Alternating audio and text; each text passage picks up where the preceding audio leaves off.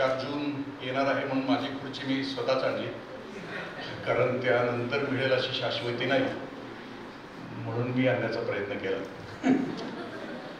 पण ज्यांना आता भविष्याच्या खुर्च्या किमान 60 वर्षापर्यंत परमनंट मिळालेत ते त्या खुर्चीवर घट्ट बसलेले आहेत. मी माझी खुर्ची 25 वर्षानंतर सोडली, मूळ जी मिळाली होती ती. खरं तर सकाळच्या व्याख्यानामध्ये मी माणसाचं आयुष्याचं प्रयोजनाविषयी बोललो होतो की माणूस नेमका कशासाठी जगतो. माणसाच्या जगण्याच्या ज्या अनेक प्रेरणा आहेत त्यापैकी अनेक प्रेरणांच्या पैकी असं म्हटलं जातं की 4 गोष्टी आहेत. काही माणसं आयुष्यामध्ये प्लेजरसाठी जगतात, शरीर सुखासाठी, जे सकाळी कदाचित चिंतन झालं असं वाटतं. खा प्या आणि मजा करा, eat drink and be happy, ये दिल मांगे मोर, यासाठी जगतात. मग सरकारी अधिकारी झालं की मग गाडी, बंगला, समोर लोटांगण घालणारे अनेक जण, असा एक रुबाब आपल्या लक्षामध्ये येतो. जो खुर्चीवर बसतो आणि खुर्ची ज्याच्या डोक्यात बसते त्याच्यामध्ये फरक निर्माण होतो. खा प्या आणि मजा करा, मी गेल्यानंतर तिथं कोणत्या भूमिकेनं, मग अशी आपलं ठरलंय की आयुष्याचा नेमका हेतू ठरला की आयुष्य जगणं सोपं होऊन जातं. किंवा एक वाक्य खूप सुंदर आहे, मी का जन्माला आलो याचा अर्थ समजला की कसं जगायचं खूप सोपं होऊन जातं. काही माणसं पॅशनसाठी जगतात, ज्यांच्याकडे जी कलाकारी आहे, निसर्गाने जी एक प्रतिभा दिलेली आहे त्या प्रतिभेसाठी ती जगतात. काही माणसं पर्पजसाठी जगतात, म्हणजे आयुष्याचा हेतू खूप कमी जणांना समजतो. एक उदाहरण आपल्याशी देतो की पर्पज समजलेली लोक कशी असतात. सध्या पर्पज एकच झाला आहे, आईवडिलांचा पण पर्पज एक आहे, आणि ज्यांना अर्थ जीवनाचा नाहीये समजलेला, किंवा या 3.5 हाताच्या देहाचं किंवा मानवी जीवनाचं मूल्य नाही समजलं, त्यांच्या जगण्याचा अर्थ कोणता आहे. त्यांना असं म्हटलं जातं की पर्पज नाही समजलं. वाहत जाणं म्हणजे सॉल्मन ग्रँडी सारखी जे जगतात, सोमवारी जन्माला येणं, मंगळवारी मोठं होणं, बुधवारी लग्न होणं, गुरुवारी पोरं होणं, शुक्रवारी आजारी पडणं, शनिवारी लईच आजारी पडणं आणि आइतवारी संपणं.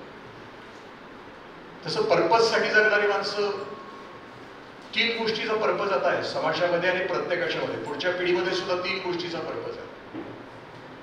प्रॉपर्टी, पॅकेज आणि प्रेस्टिज. 3 P साठी जगतो. डोळे उघडून जरी बघितलं तर आपल्या लक्षात येईल की आमचा हेतू जगण्याकडे बघण्याचा हा प्रॉपर्टीचा आहे का, प्रेस्टिजचा आहे का, आणि पॅकेजचा आहे का. आणि प्रॉपर्टी, प्रेस्टिज आणि पॅकेज ज्यांच्या वाट्याला आलं आहे ती सुखी आहे का. जर happiness is the ultimate goal of the life असं असेल, जर आनंद हा माणसाच्या जीवनाचं शेवटचं ध्येय असेल, तर आम्ही जी आमच्या आयुष्यभरामध्ये कृती करतो त्या कृतीमधून आम्हाला आनंद मिळणार आहे प्रतिक्षण. आणि मग आयुष्याचा हेतू समजलेली माणसं माझ्या गेल्या 25-30 वर्षाच्या आयुष्यामध्ये पॅकेज, प्रेस्टीज आणि प्रॉपर्टीच्या पलीकडे जो हेतू समजलेला, माझा एक मित्र आहे, तरुण मित्र आहे, तो आळंदीच्या पुढे राहतो. अशोक देशमाने त्या लेकराचं नाव आहे, वय वर्ष 35 आहे त्या बाळाचं. तो IT इंजिनियर आहे. परभणी सारख्या स्ट्रेसफुल जिल्ह्यामधून तो जन्माला आला, पुढे आला, जगतो आहे. तो IT इंजिनियर झाला आणि पुण्यामध्ये एका IT इंजिनियर कंपनीमध्ये तो 35 लाखाचं त्याला पॅकेज होतं. 13 तास काम करायचं. खूप प्रतिकूल परिस्थितीतून एवढं मोठं पॅकेज मिळत असताना तो संध्याकाळी घरी येत असताना त्याने एक 10 बाय 10ची रूम घेतलेली होती खोली, पिंपरी चिंचवड भागामध्ये. आणि रस्त्यावर दिसणारी अनाथ मुलं त्याला सहन व्हायचं नाही, मुलं जगतायत, आणि मग त्याला तो घेऊन यायचा आपल्या खोलीमध्ये. अशी 16 मुलं त्याच्या खोलीमध्ये झाली. रोज दिसल लेकरू की आणायचं, दिसलं लेकरू की आणायचं. 13 तासाचं काम, त्या पोरांचं जेवण, त्या पोरांच्यासाठी त्यांचा अभ्यास, हे त्याचं सुरू होतं, कालचक्र सुरू होतं. तिची लेकरं आजारी पडली की त्याच्या पलीकडच्या बिल्डिंग मध्ये एक डॉक्टर राहत होते, त्या डॉक्टरांच्याकडे तो आजारी पडलेल्या मुलगाला घेऊन जायचा. डॉक्टरांच्या लक्षात यायचं बंद झालं की रोज वेगळं लेकरू कुठून आणते. संशय आला. याचं वय त्यावेळेला 29, 28, 29.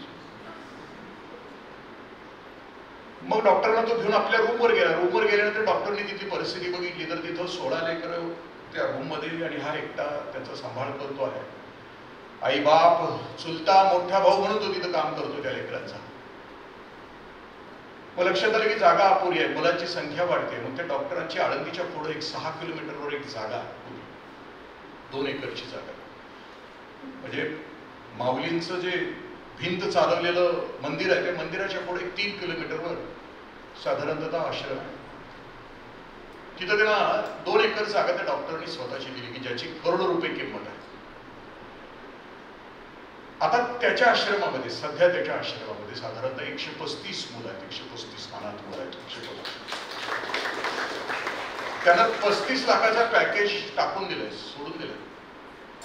तो आता या लेकरांच्यासाठी काम करतो. त्याची बायको आहे 29 वर्षाची. लग्न करत असताना त्यानं बायकोला सांगून टाकलं की तुला इथंच राहावं लागेल, आपल्याला सेवा करायची आहे लेकरांच्या आयुष्यावर. तुला म्हणजे लग्नाच्या अगोदरच तो करार झालाय.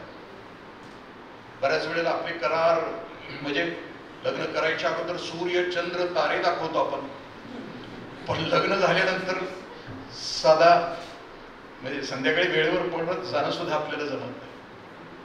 तिची बायको त्याला साथ देते. कधी आपण गेला चुकून पर्पज आयुष्याचा काय असतो. हा सकाळी 4 वाजता उठतो, संध्याकाळी 11 वाजेपर्यंत लेकरांच्या सोबत असतो, खूप काम करतो. त्याला विचारलं म्हणजे आता सगळं सोडलंय त्यानं आणि त्या लेकरांच्या सेवेमध्ये. वय वर्ष 35, बायकोचं वय 29 आणि 116 पोरांचा बाप आहे. एक कार्ट सांभाळताना आई बापाला किती त्रास होतो, त्याच्यासाठी किती बेईमानी, किती गद्दारी, किती वाईट वर्तणूक करतो आम्ही एका कार्ट्यासाठी. किती लांड्याला पाड्या, किती उचापत्या. एक पोरग सांभाळायसाठी एवढं सगळं करत असतो आणि तो 35व्या वर्षी 600 लेकरांचा पाप होतो. त्यावेळेला लक्षात येतं की आयुष्याचा हेतू काय, पर्पज ऑफ लाईफ काय. हे 3.5 हाताच्या देहानं नेमकं काय करायचं आहे ते त्याला समजतं.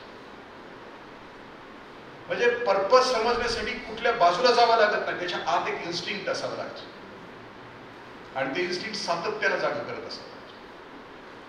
मी काही दिवसापूर्वी, काही वर्षापूर्वी एका शहरातल्या अनाथाश्रमामध्ये गेलो होतो. त्या अनाथाश्रम होता मुलींचा. ज्यांना मुलगी नको आहे ती मुलगी बाहेरच्या त्या पाळण्यामध्ये टाकली जायची. त्या आश्रमामध्ये 37 मुली होत्या.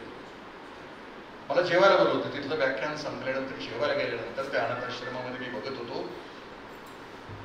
परिस्थिती अशी होती की 3 महिन्याची, 4 महिन्याची लेकरं, 1 वर्षाची, 2 वर्षाची, शेवटची जी मुलगी होती ती 7 वर्षाची होती.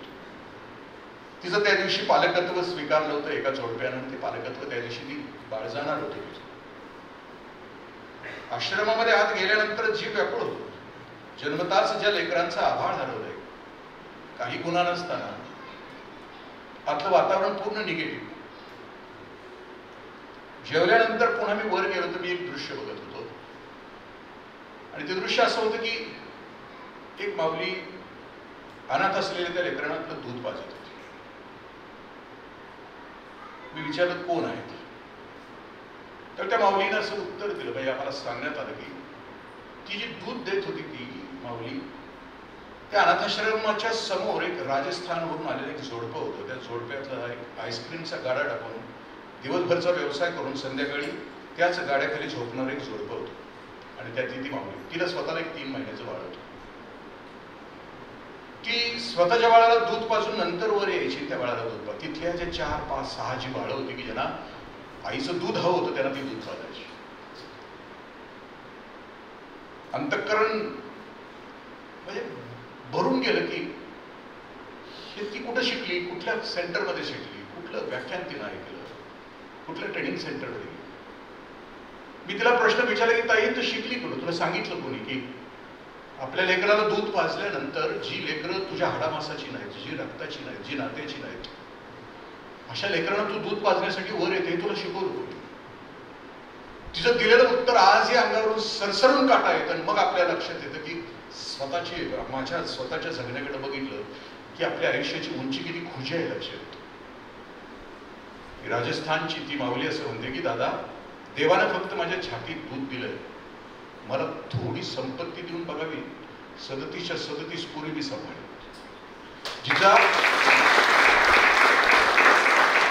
जिच्या स्वतःच्या डोईवर आभाळ नाहीये, काहीच नाही, तिचा संसार काहीच नाही, म्हणजे संध्याकाळी झोपणं त्या गाड्याच्या खाली, जी शेकडो किलोमीटर दूर आले, तिचा जगण्याचा जो विचार आहे, पर्पज ऑफ लाईफ आहे, तो लक्षात येईल की मग आम्हाला आमच्या आयुष्याचा आज पर्पज ठरवत असताना कोणता पर्पज असला पाहिजे.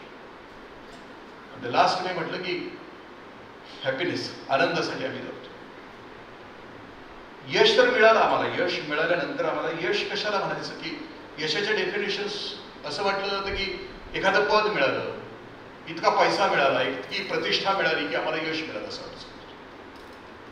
यशाची डेफिनेशन प्रत्येकाची वेगळी आहे. पण मी वारकरी संप्रदायाचा अभ्यास करत असताना यश म्हणजे पंढरीच्या पांडुरंगाचं दर्शन हे जर माझं टार्गेट असेल तर आळंदीहून किंवा देहूहून निघाल्यानंतर प्रत्येक पाऊल, आळंदीहून आणि देहूहून निघालेलं प्रत्येक पाऊल पंढरीकडे जाताना ते माझ्या आयुष्याचं यशच आहे.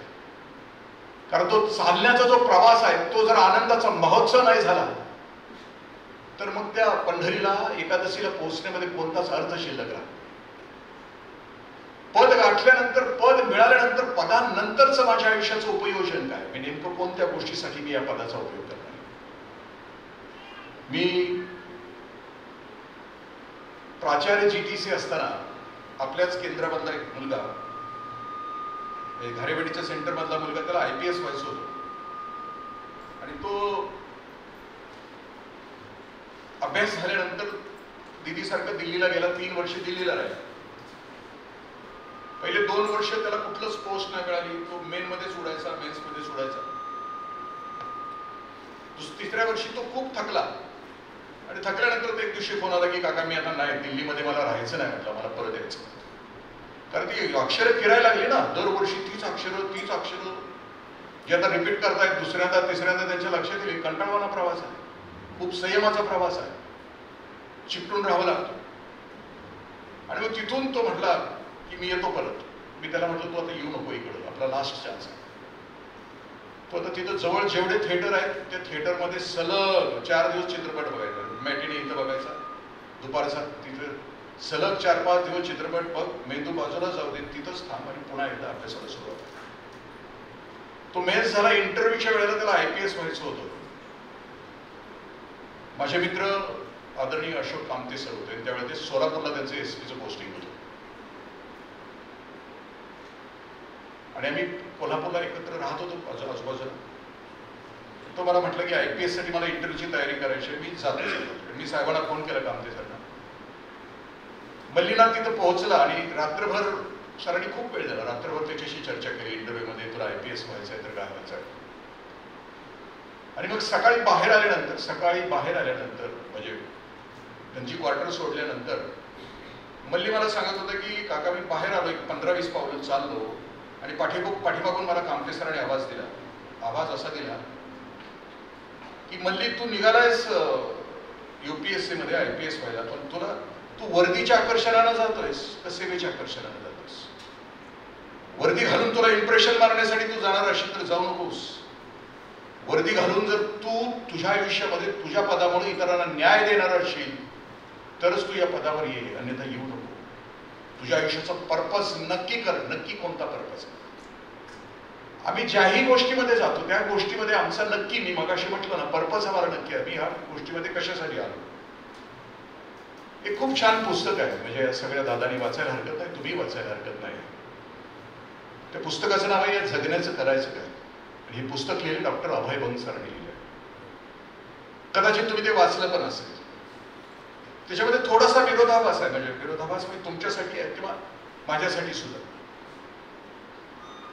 अभय बंग सर असं म्हणतात की अरे बाळांनो, या पृथ्वी तलावर आपली भेट फार फार तर 70-80, 60-70-80 वर्षाची. ही भेट आपल्याला कशी करायची आहे. जर योग्य रीतीने करायची असली तर 3 गोष्टी तुमचं करिअर ठरवत असताना ते करा असं म्हणतात. करिअर ठरवत असताना ते असं म्हणतात की तुमचा स्वभाव काय आहे. तो आधी स्वतःचा स्वभाव जाणून घ्या. तुम्ही इंट्रोवर्ट आहात, तुम्ही एक्स्ट्रोवर्ट आहात, तुमचं विज्ञानावर प्रेम आहे, तुमचं कल्पनाशक्तीवर प्रेम आहे, तुमचा स्वभाव काय, तुम्ही नक्की कोण आहात, हू आर यू. तुमचं भाषेवर प्रभुत्व आहे, तुमचं गणितावर प्रभुत्व आहे, तुमचं शरीरावर प्रभुत्व आहे, नक्की तुमचा स्वभाव काय तो अगोदर ठरवा. दुसरी गोष्ट ते असं म्हणतात की तुमचा स्वधर्म कोणता आहे ठरवा. स्वधर्म या शब्दाचा अर्थ की मी ज्या क्षेत्रामध्ये काम करणार आहे त्या क्षेत्रामध्ये जी पातळी गाठणार आहे ती अत्यंत उत्तम असेल. माझा धर्म जो आहे, धर्म या शब्दाचा अर्थ की प्रचंड कर्तव्यनिष्ठा. म्हणजे मात्र धर्म या शब्दाचा अर्थ की आईच्या विषयीची माझी जेवढी कर्तव्य आहे ती खूप निष्ठेने मी पालन करणार. पितृधर्म, पित्याच्या विषयीची माझी जेवढी कर्तव्य आहे ती मी निष्ठेने करणार.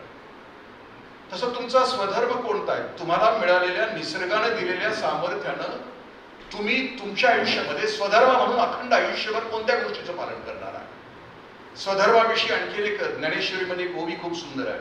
स्वधर्म जो बापा तो नित्य यज्ञ जानपा म्हणून तेथ पापा संचार नये असं. म्हणजे जो म्हणून तुम्ही स्वधर्म म्हणून स्वीकारला असेल त्याच्यामध्ये दैनंदिन जीवनामध्ये जे काम कराल त्या कामामध्ये कुठल्याही प्रकारचं नित्य यज्ञ समजून ते काम कर, त्याच्यामध्ये कुठल्याही प्रकारचं पाप होता कामा. आणि तिसरं आहे की युगधर्म तुझ्या आयुष्याचा ठरव. आजच तू तरुण आहेस आणि तू अशा एका क्रिटिकल काळामध्ये जन्माला आलास. आणि हे जे सिलेक्शन झालेले जे अधिकारी आहेत ते खूप क्रिटिकल काळ आहे.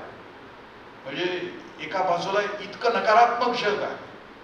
म्हणजे प्रशासन, म्हणजे परवा आपण वाचली असतील की भारतीय लोकशाहीचे जे 4 स्तंभ आहेत की ज्याला आपण संसद म्हणू, ज्याला प्रशासन म्हणू, ज्याला न्यायव्यवस्था आम्ही म्हणू आणि ज्याला मीडिया आम्ही म्हणू, हे 4 स्तंभ आहेत लोकशाही बळकट करणारे. आणि त्याच्याविषयी एक विचारवंत असं म्हणतो की हा इतका काळ, इतका कठीण काळ आहे की ह्या 4ही स्तंभामध्ये प्रचंड अनैतिकता आहे. या 4ही क्षेत्रामध्ये प्रचंड भ्रष्टाचार आहे. आणि अशा एका क्रिटिकल काळामध्ये तुम्ही जन्माला आलेला आहात. आणि मग या काळामध्ये तुमचा स्वधर्म आणि युगधर्म ठरवत असताना, युगधर्म या शब्दाचा अर्थ की तुम्ही अखंड आयुष्य जगल्यानंतर ज्या क्षणाला शेवटचा श्वास घ्या त्या क्षणाला तुमच्याविषयी पाठीमागं कोणत्या चर्चा असतील. तुम्ही जी या पृथ्वी तलावर भेट दिली, ती भेट दिल्यानंतर ती सकारात्मक होती का, ती अनेकांचे अश्रू पुसणारी होती का, ते अनेकांच्या आयुष्यामध्ये बदल करणारी होती का, त्यांच्या आयुष्याचं उत्थान करणारी होती का, तो युगधर्म तुमच्या आयुष्याचा होता का ठरला. अन्यथा तुमची नोकरी म्हणजे त्या ग्रीक कथेमध्ये असलेल्या सिसिफस सारखी होऊन जाईल असं सर म्हणतात.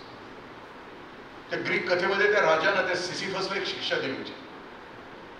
ती शिक्षा कोणती होती? सिसिफस ज्या खेड्यामध्ये राहत होता त्या खेड्यातला एक दगड त्या सिसिफसनं असा ढकलत न्यायचा, वर त्या टेकडीवर न्यायचा आणि टेकडीच्या माथ्यावर ठेवायचा. आणि मग टेकडीच्या माथ्यावर तो दगड गेल्यानंतर त्याला संध्याकाळ व्हायची, संध्याकाळी 7-8 वाजायची. सकाळी 6ला सुरुवात केली. पण तो दगड इतका विचित्राने विक्षिप्त होता की तो दगड रात्री पुन्हा खाली यायचा.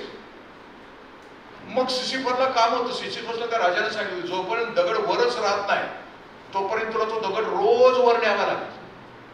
मग तो दगड असा खालून वर न्यायचा. रात्र झाली की पुन्हा सकाळी आणि मरेपर्यंत रोज सकाळी सिसिफस तो दगड वर न्यायचा, पठारावर ठेवायचा, वरच्या पठारावर तो घसरायचा, परत खाली यायचा.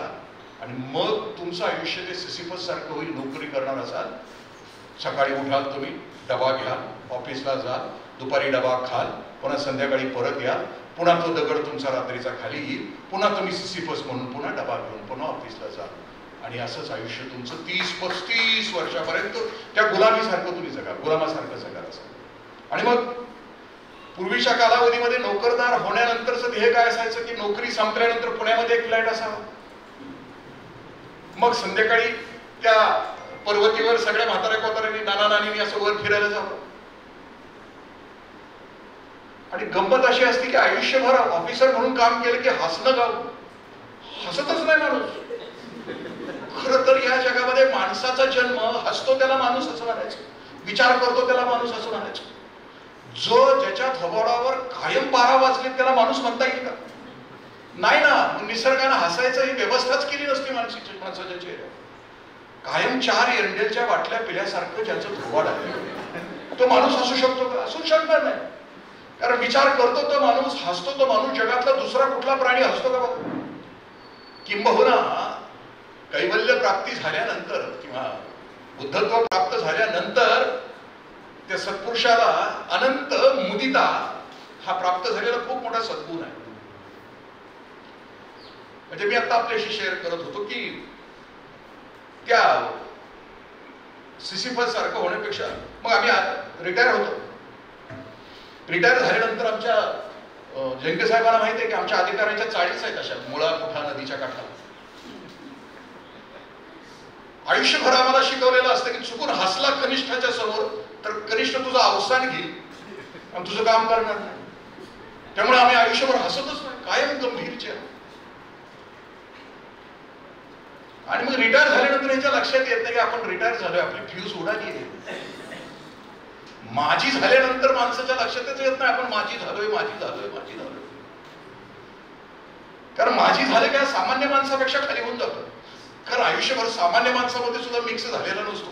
अखंड आयुष्यभर खुर्चीचा दंभ दर्प आणि त्याच्यामुळे ते हसतच नाही. मग रिटायर झाल्यानंतर आमच्यासारख्या अधिकाऱ्याला प्रश्न कोणते असतात? 2च असतात. तब्येत काय म्हणती आणि पोरं काय करतात. आणि दोन्हीचा पल्ल्या झालेला असतो. नोकरी करत असल्यामुळे तब्येतीकडे लक्ष नाही, पोरांच्याकडे लक्ष नाही, वाटोळं दोघांचं. आणि मग ह्याला सकाळी उठावं लागतं. कारण माणूस आता सुद्धा कोण हसतंय बघा की ज्याच्या डोक्यामध्ये नाहीये मी कोणीतरी शान आहे, मी कोणीतरी मोठा आहे, मला लई कळतं, मीच अंतिम आहे, तेवढेच हसत नाहीत बघा. जे गंभीर चेहऱ्याचे ना समजून चालायचं तो माल तसा आहे. स्वतःला इतरांच्या पेक्षा मोकळा वेगळा समजणारा माल आहे ना तो फक्त तसा हसतच नाही. मग हे आमचे सगळे रिटायर अधिकारी सकाळी नाना नानी पार्क मध्ये येतात. मग नाना नानी पार्क मध्ये आले की ह्यांना हसवायला एक हास्य योगाचा माणूस आणावा लागतो. आयुष्यभर हसू आवरलेला, हसूच न जमणारा हा माणूस ज्यावेळेला नाना नानी पार्क मध्ये येतो त्यावेळेला ह्यांना हसवायला एक माणूस येतो ते हसत असते खो खो खो खो खो. म्हणजे कृत्रिम हास्य त्यांचं चाललेलं असते म्हातारा कोताऱ्यांचं. आणि हे हसलेलं बघून रस्त्यावरचं एक 3-4 वर्षाचं पोरगं बघून ह्यांच्याकडे हसत असतं. आणि आपलं जमलिंग होते की हे खरं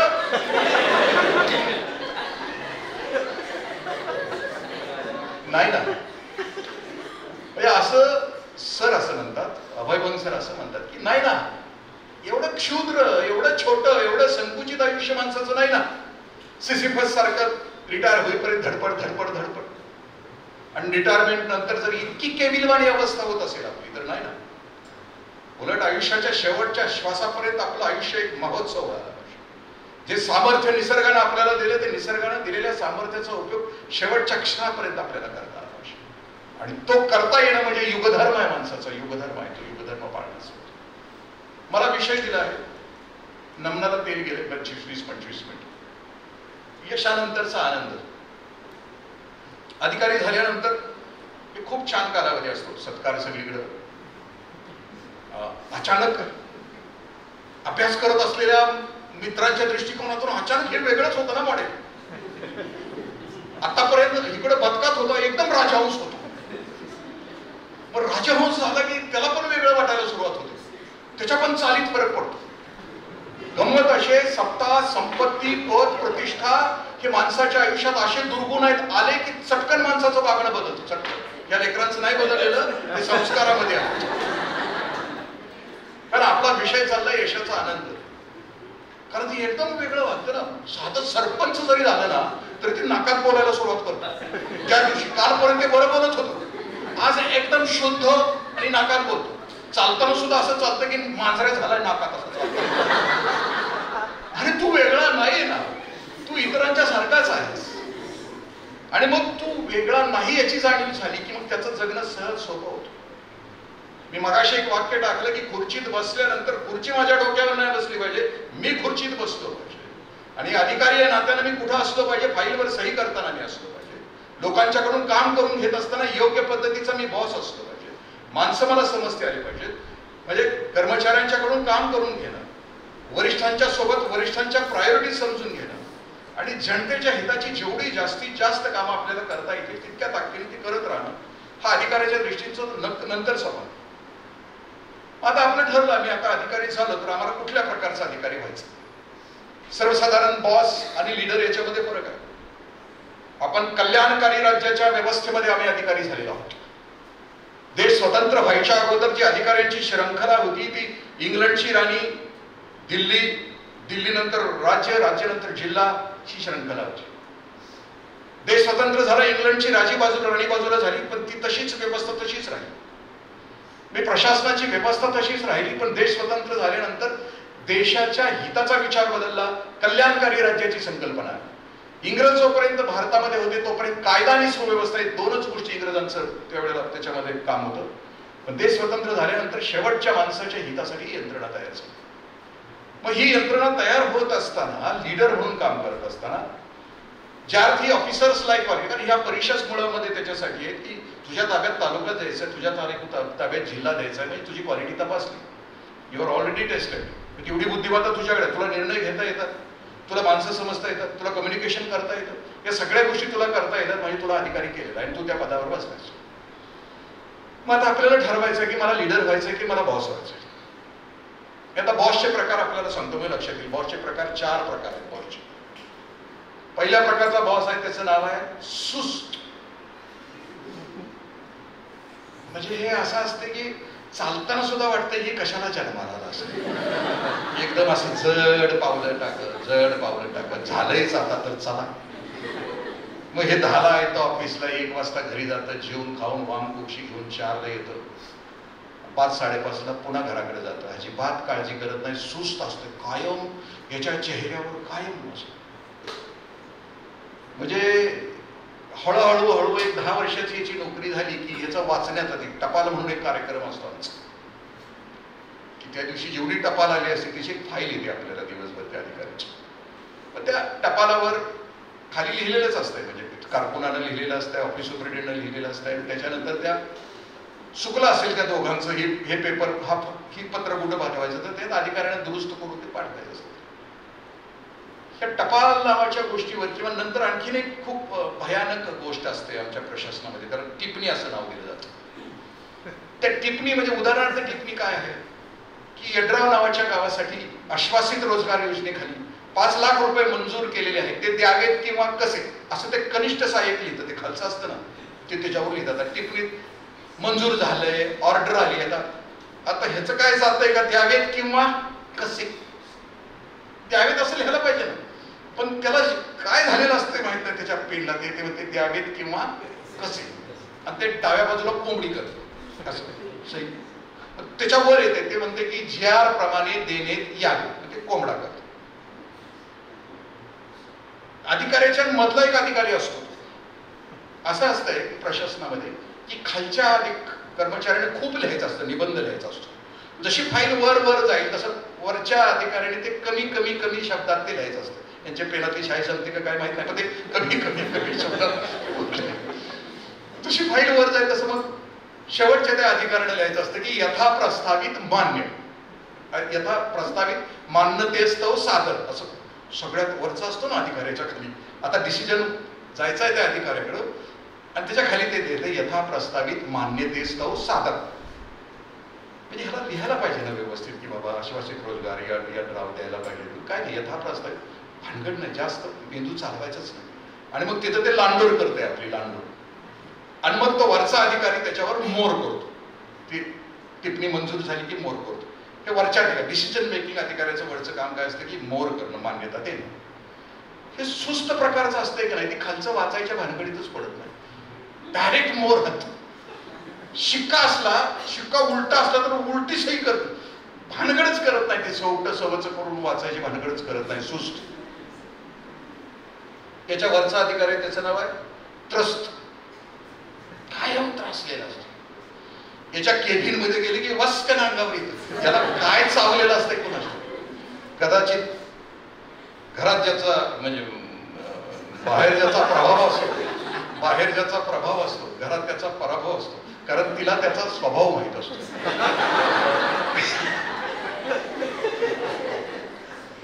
चुकून ही गोष्ट कुणाला लागू पडत असेल दादांनो, योगायोग.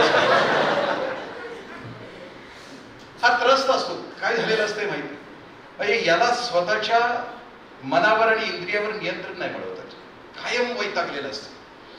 म्हणजे याच्या केबिनमध्ये जाताच येत नाही, कम्युनिकेशन याच्याशी करताच येत नाही, कायम त्रस्त असतं. ही अधिकारी कधीच यशस्वी झालेले नाही, त्रस्त अधिकारी त्यांच्या आयुष्यात कधीच यशस्वी झालेले नाही. त्याच्या पुढचा अधिकारी असतो त्याला म्हणायचं व्यस्त, कायम व्यस्त, उगाच 2-3 मोबाईल, 1-2 टॅबलेट, तुरु इकडे पळत, तुरु तिकडे पळत, कायम ह्याच्या कानाला फोन. कोण विचारत नाही कशाला कोण फोन करत, कारणच नाही ना. जर एवढी ह्याची लोकप्रियता असेल तर ह्याला PRO म्हणून नेमलं असतं ना तिकडे वर, पण ते उगाच व्यस्त असल्यासारखं दाखवतं, इकडं पळ तिकडं पळ. म्हणजे एखाद्याला वाटतं की ह्याच्यासारखा कोण वर्कोहलिक माणूस नाही, बिझी माणूस नाही.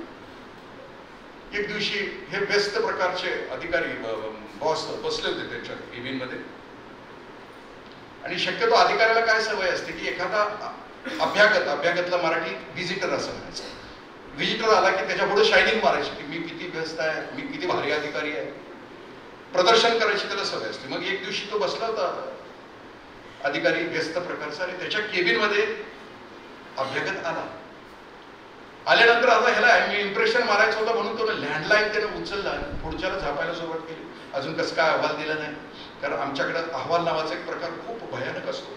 सरांना माहिती आहे, आमचे एक सर होते, आम्हाला IAS अधिकारी ट्रेनिंगला होते यशदामध्ये, त्यांनी अहवाल नावाच्या गोष्टीवर एक कविताच लिहिली होती.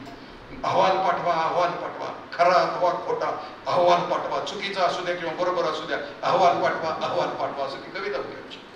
त्या ह्याच्यामध्ये आत गेल्यानंतर पुढच्याला झापायला सुरुवात केली. त्या लँडलाईनवरून झापलं अर्धा तास, फोन ठेवून दिला आणि पुढच्या अभ्यागताला विचारलं की का आला.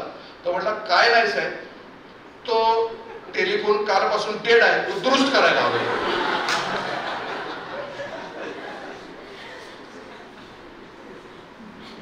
बेस्ट प्रकारचा आणि मस्त प्रकारचा अधिकाऱ्याचं मी वर्णन आपल्याशी शेअर करतो. तू चीज बडी है मस्त मस्त. याला माणसं वाचता येतात, याला कागद वाचता येतो, याला कागदाच्या पाठीमागची सुखदुःख वाचता येतात. याची मॅच्युरिटी इतकी प्रचंड असते की तो चटकन आपल्या प्रशासनावर स्वतःचा एक दरारा बसवतो. आपल्या अस्तित्वानं, आपल्या जगण्यानं, आपल्या भारदस्त वागण्यानं तो अख्खं प्रशासन आपल्याकडे करून घेतो. तो इतका मस्त असतो, त्याला माणसं वाचता येतात. त्याला कळतं की माझ्या प्रशासनामध्ये यशस्वी होण्याकरता कुठल्या माणसाकडे कुठले गुण आहेत, कुठली सामर्थ्य ठिकाण आहे, कुठली दुर्बल ठिकाण. माणूस वाचत असताना जर समोर माझा एखादा कर्मचारी जर समर्थ असेल तर त्याच्या समर्थ स्थानाचा उपयोग आणि त्याच्या दुर्बल स्थानाचा उपयोग मी ज्या संस्थेमध्ये काम करतो आहे त्या संस्थेच्या विकासासाठी तो वापरतो. म्हणजे मी कराडला असताना तो शिपाई एक होता की बाबा बसायचंच नाही खुर्चीत, सारखं गावात जायचं. पाठीमागच्या सगळ्या व्हिडिओनी त्याला अनेक मेमो दिले पण काय फरक नाही पडला. मग माझ्या लक्षात आलं की ह्याच्याकडे एक सद्गुण आहे की सारखं गावात जाते, कराडात जाते. मग त्याला एक दिवशी जवळ बोलून मी म्हटलं, आता आमची सगळी ऑफिसची, बँकेची, पोस्टाची काम आहेत ना ती तूच करायची, ती बाकीची करत होते ना त्याच्याकडनं काढून घेऊन त्याच्याकडे दिली. म्हणजे तुझं बी काम होईल, आमचं बी काम होईल. तुझ्या समर्थ स्थानाचा जो उपयोग आहे ना गावामध्ये हिंडण्याचा, फिरण्याचा, म्हणजे त्या व्यक्तीचं सॉर्ट अनालिसिस आपल्याला करता आलं पाहिजे. त्या व्यवस्थेमध्ये गेल्यानंतर कुठली समर्थ स्थानं त्याच्याकडे आहेत, कुठली दुर्बल स्थानं त्याच्याकडे आहेत, आणि त्या गोष्टी आपण त्याच्यासाठी वापरत राहतो. दुसरी गोष्ट असते की प्रशासनामध्ये काम करत असताना CR, PR आणि GR नावाची गोष्ट आहे ती सांभाळावी. 3 R नोकरीमध्ये 3 R खूप महत्वाचे आहेत. CR म्हणजे कॉन्फिडेन्शियल रिपोर्ट, दुसरं PR म्हणजे personal relations and public relations.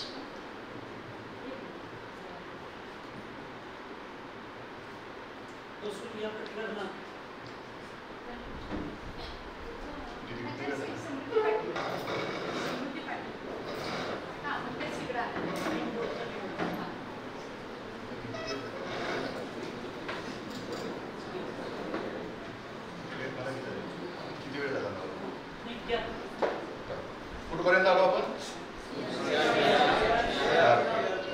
म्हणजे मध्ये मध्ये जागा आहे का नाही बघावं लागतं, कारण जेवणानंतरचं सेशन आहे आणि जेवायला काय होतं गोड गोड काय होतं, खाजा. म्हणजे खाज्याचा अंमल आहे का नाही बघावं लागतं, जागे आहे की नाही. कुठलं होतं शेवटचं वाक्य? CR, PR, 3 R. आता CR ची गंमत आहे, म्हणजे अधिकारी म्हणून काम करत असताना असं म्हटलं जातं की CRचा म्हणजे कॉन्फिडेन्शियल रिपोर्ट स्वतःशी प्रामाणिक असलेल्या माणसाला कधी बॉसनं आपला कुठला CR लिहावा याची कधी काळजी करायची नसते.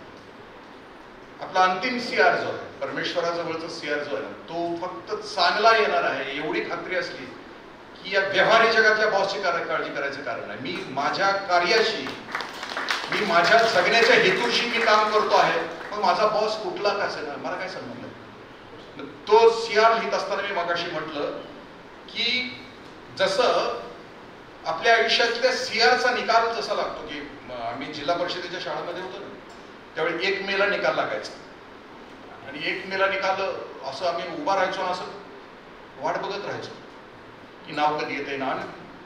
निकाल फक्त पास आणि नापास एवढ्यातच असायचं त्यावेळेला. त्यामुळे कॉम्पिटिशन नसायची, ईर्ष्या नसायची, द्वेष नाही, वर्गात पहिला मीच येणार ही भानगडच नसत. पण एकदा गुरुजी म्हणले इंद्रजित दत्ताजीराव देशमुख पास म्हणले की असं कोकर उड्या आणत आम्ही घराकडे, इतका आनंद त्याच्यामध्ये व्हायचा. नुसत्या 5 शब्दामध्ये आनंद, पण आमचं वर्षभराचं त्याच्यामध्ये राबणं असायचं. गुरुजींचा मार खायचा, अंगठं धरायचं, थोबाडीत खायच्या, कविता पाठ करायच्या, पाढं पाठ करायचं, मग 1 वर्षानंतर नुसता पास. हा पास शब्द ऐकण्यासाठी हा GR आहे माझ्या वर्षाचा GR 1 मेला असतो. तसा आयुष्याचा GR, जसं की अनिल अवचट सर मृत्यूच्या अगोदर 15 दिवस एक लेख लिहिला होता त्यांनी, की असं म्हटले की माझ्या मृत्यूनंतर स्मशानामध्ये माझ्याविषयी चर्चा करत असताना फक्त माझ्याविषयी एकच वाक्य बोला की अनिल अवचट नावाचा माणूस या पृथ्वी तलावर माणूस म्हणून जगला. हा त्यांच्या आयुष्याचा तो CR होता, कॉन्फिडेन्शियल रिपोर्ट. आम्हाला जिथून जिथून आमची बदली होईल, जिथून जिथून आमची दर 3 वर्षानंतर आपली बदली होईल. ह्यो फड संपला की तो फड, म्हणजे आपण सगळेजण तसे बघायला गेलो तर फडकरीच आहोत, म्हणजे गबाळेच आहोत, स्टँडर्ड गबाळे आहोत. ह्यो फड संपला की पुढच्या फड. ज्या वेळेला हितलं बिराड उचलून आपण पुढे जाऊ ना, त्यावेळेला पाठीमागं चांगल्या लोकांनी आपल्याविषयी चांगलं बोलणं हाच आपल्या जगण्याचा CR आहे, हाच आपल्या तिथल्या वागण्याचा CR आहे. उलटी घुसकाट आणि सर्वसामान्य ज्यांच्या मेंदूचा पत्ताच नाही ती लोक आपल्याविषयी काय बोलतात फिकीर नाही करायची आयुष्यात. आपला हेतू जगण्याचा उच्च उदात्त असेल, अंतिम माणसाला न्याय देण्याचा असेल, आणि ते करत असताना अनेकांना आपण जर लाथाडला असेल, धिक्कार केला असेल जगत असताना, तर या लोकांच्या विषयी आपल्याला फिकीर बाळगायचं कारण आहे. CR फक्त एकच की गेल्यानंतर चांगल्या माणसांना, संवेदनशील माणसांना जाताना म्हटलं पाहिजे की हा अधिकारीचं चांगला होतं शेवटपर्यंत. That is CR. दुसरं मी म्हटलं की GR म्हणजे गव्हर्नमेंट रेझोल्युशन्स, म्हणजे आपण सगळे प्रशासनामध्ये काम करतो ना, ऍक्ट नंतर रूल्स नंतर GR नंतर परिपत्रक, ह्याच्याप्रमाणे करत असतो. नंतर जे सुधारणा होतात त्याच्यामध्ये होतो. बऱ्याच वेळेला GRचा अर्थच समजत नाही आपल्याला, म्हणजे अवघड असतो.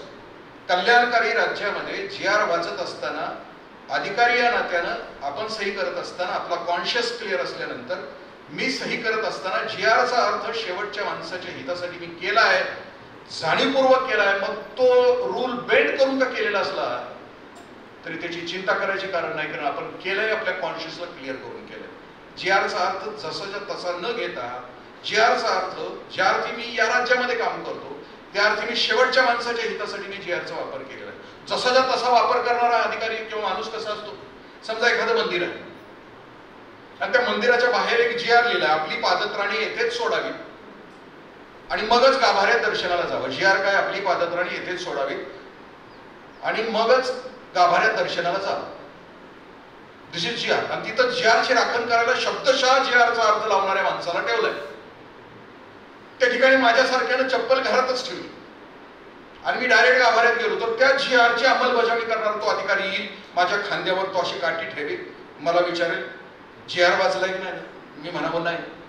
मी त्याला विचारावं काय आहे GR, मग त्याला मला सांगावं की आपली पादत्राणी येथेच सोडावी आणि मगच गाभाऱ्यात प्रवेश करावा, असा GR आहे. मग मी म्हणावं माझं काय चुकते, म्हणजे तुमच्या पायात पादत्राणी नाही.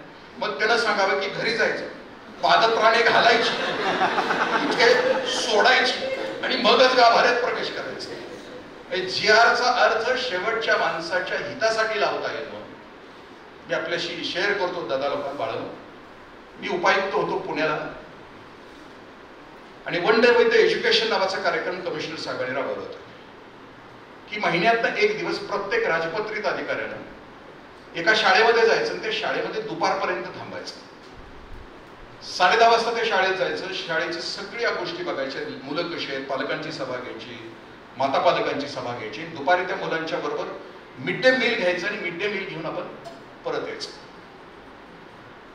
माझं त्यावेळेला माझ्या वाट्याला आली होती त्या माळींच्या वर असले नावाचं गाव आहे, आंबेगाव तालुक्यामध्ये एक आदिवासी गाव आहे. त्या गावामध्ये माझ्या वाट्याला ती शाळा होती.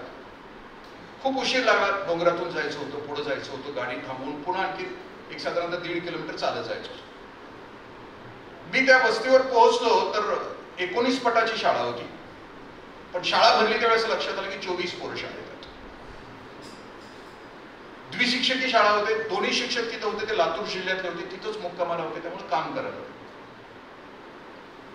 सगळं झाल्यानंतर मी त्यांना विचारलं, गुरुजींना विचारलं की गुरुजी पट 19 आहे, मुलं 24 आहेत, कसं काय? तर त्या गुरुजींनी असं सांगितलं की ह्या शाळेतल्या त्या मोठ्या मुलांचे लहान भाऊ बहिणी आहेत, रात्री यांची चूल नाहीये पेटलेली, आणि ते मिड डे मील साठी ते दुपारच्या जेवणासाठी ते येतात. आपल्या माहितीसाठी आणखीन एक दुरुस्ती याच्यामध्ये करतो. या मिड डे मीलचं आम्ही अधिकारी असताना सुद्धा, मी पुण्यात असताना माझं लेकरू नुमवी मध्ये होतं, माझी मुलगी हुजूर पाग्यामध्ये होती, तर त्यांच्या वाट्याचं सुद्धा 4-4 किलो धान्य आम्हाला यायचं, महिन्याला यायचं. आपण अधिकारी असताना सुद्धा, म्हणजे आम्हाला लाख रुपये पगार असताना सुद्धा आमच्या घरात हे मिड डे मीलचं तांदूळ आमच्या घरामध्ये यायचं. त्यावेळेला वाटायचं की कोणी GR केला असेल, कोण असेल, हु इज ही, कोण अधिकारी असेल की तो आमच्यासारख्याच्या काय द्यायचं कारण नाही. पण आमच्याही बायकांना वाटायचं की ह्या तांदळाचा इडली खूप छान होते.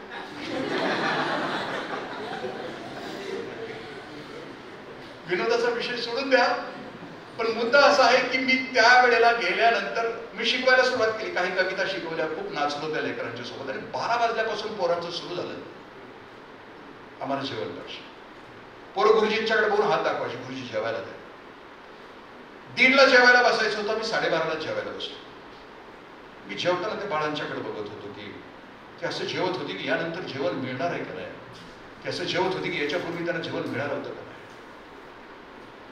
मुलं जेवल्यानंतर मी गाडीतून परत येत असताना मी माझ्या हृदयामधून ज्या IAS अधिकाऱ्याने तो GR काढला असेल ना, मी ज्याला शिव्या देत होतो की आमच्या घरामध्ये धान्य यायला नको आहे, पण मी त्यावेळेला तो ज्या अधिकाऱ्याने GR काढला असेल त्याला लाख लाख धन्यवाद यासाठी देत होतो.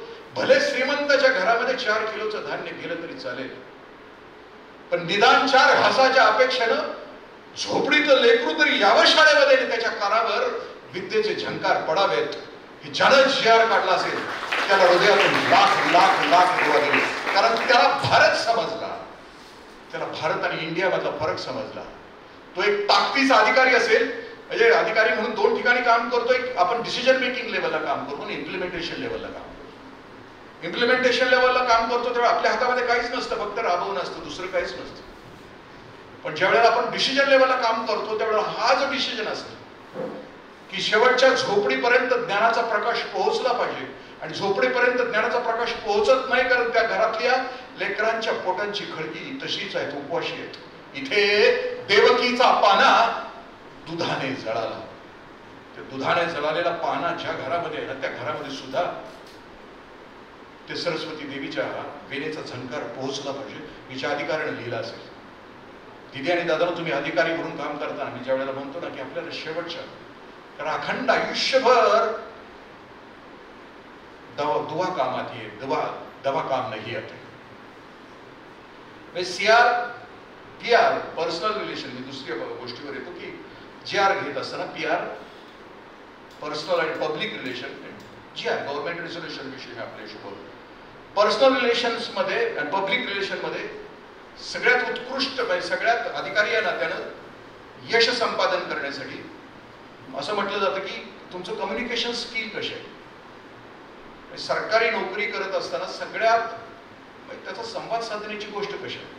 I am okay, you are okay. I am okay, you are not okay. You are okay, I am not okay. का you are not okay, I am not okay.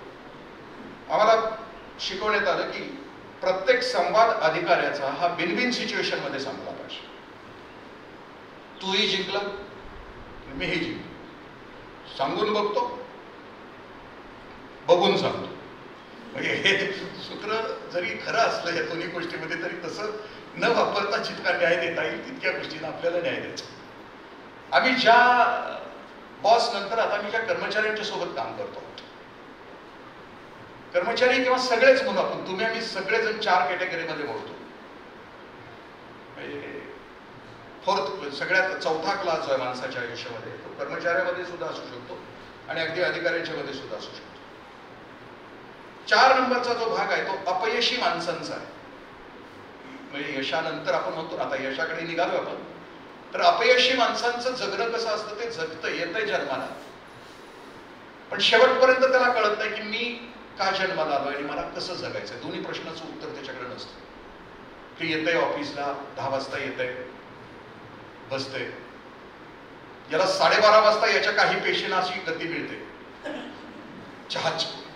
मग ते सकाळी आल्यानंतरच गिराईक ठरवलेलं असतं की आता कोणाचा चहा प्यायचा, त्याचा चहा पित आहे.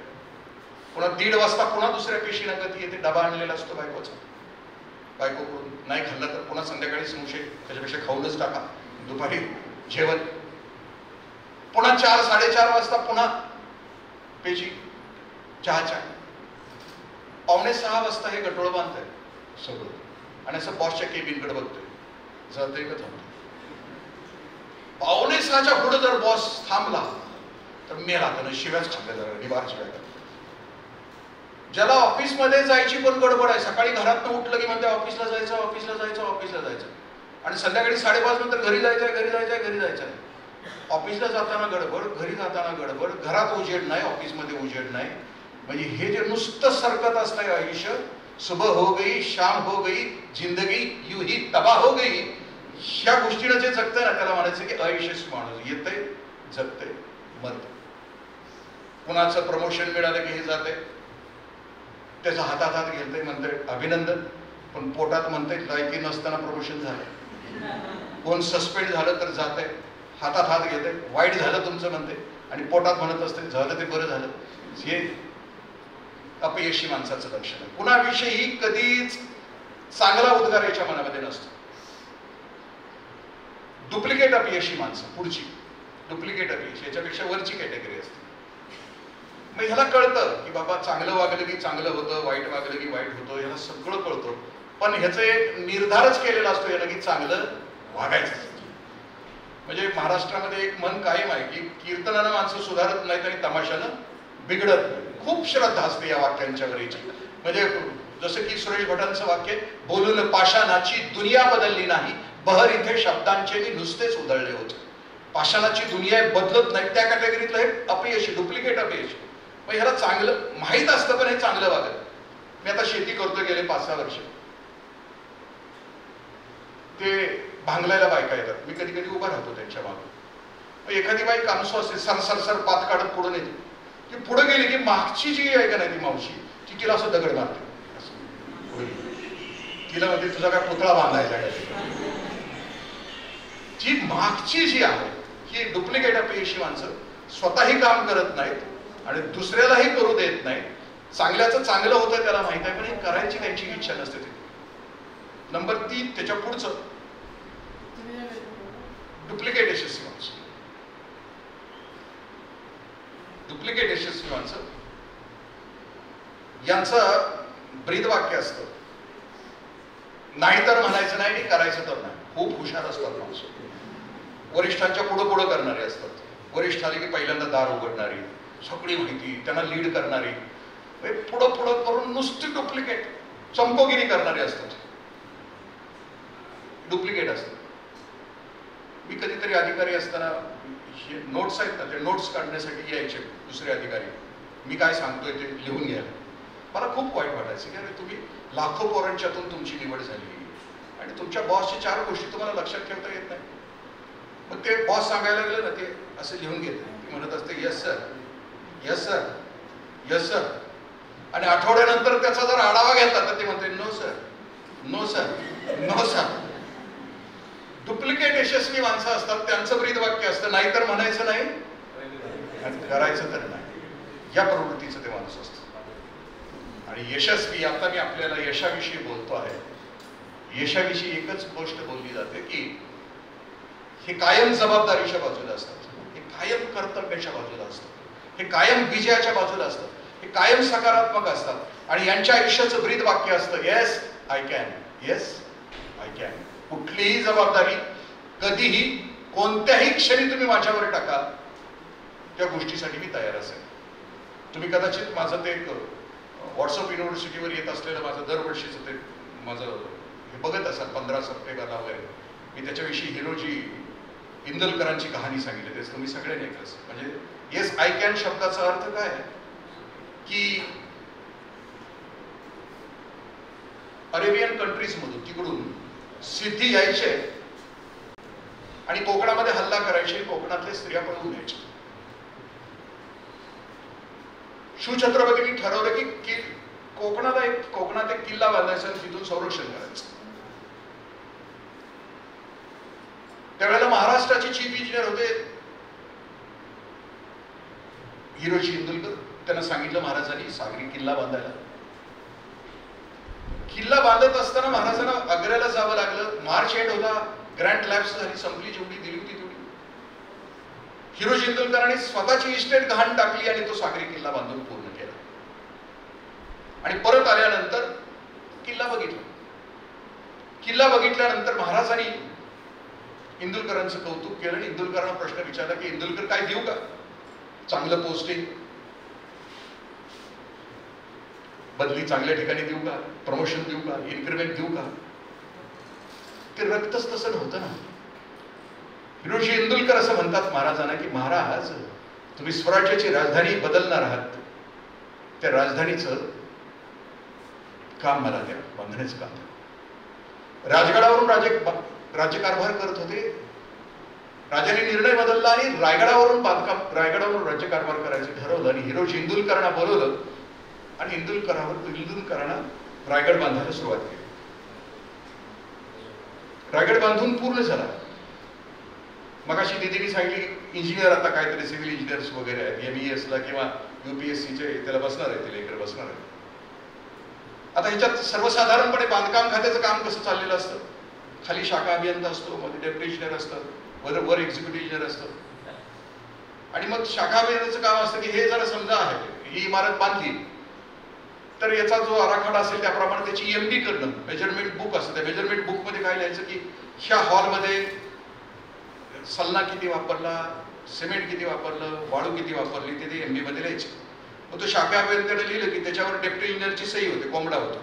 मग त्याच्यावर एक्झिक्युटिव्ह इंजिनियरचा मोहर होतो आणि नंतर मग CO किंवा कोणाचं असेल ते वर ऑर्डर होते, पे ऑर्डर होते, ती रक्कम जाते. मग आता ही MB काय आहे म्हणून शिवछत्रपतींनी ज्या वेळेला रायगडाचा किल्ला बांधून पूर्ण झाल्यानंतर त्याने विचारलं की इंदुलकर कसं काय किल्ला बांधला. तर इंदुलकरांनी MB त्यावेळेला अशी सांगितली की खाली गेलं तर पाणी, वर आलं तर हवा, शत्रूवर येऊ शकत नाही.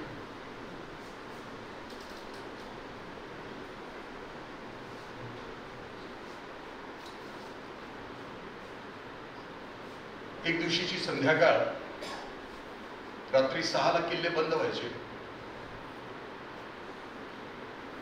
हिरकणी त्या दिवशी अडकली, धडपडत खाली गेली. शिवछत्रपतींना बातमी कळाली. हिरकणीला दुसऱ्या दिवशी पालखीमध्ये घालून आणलं. दरबारामध्ये तिचा सत्कार इंदुलकरांच्या हस्ते केला. सत्कार पूर्ण झाल्यानंतर दोघंच दरबारामध्ये राहिले आणि शिवछत्रपतींनी इंदुलकरांचा प्रश्न विचारला की इंदुलकर तुम्ही MB तर अशी लिहिली होती, खाली गेलं तर पाणी, वर आलं तर हवा, शत्रूवर येऊ शकत नाही, की मग हिरकणी खाली गेली कशी काय.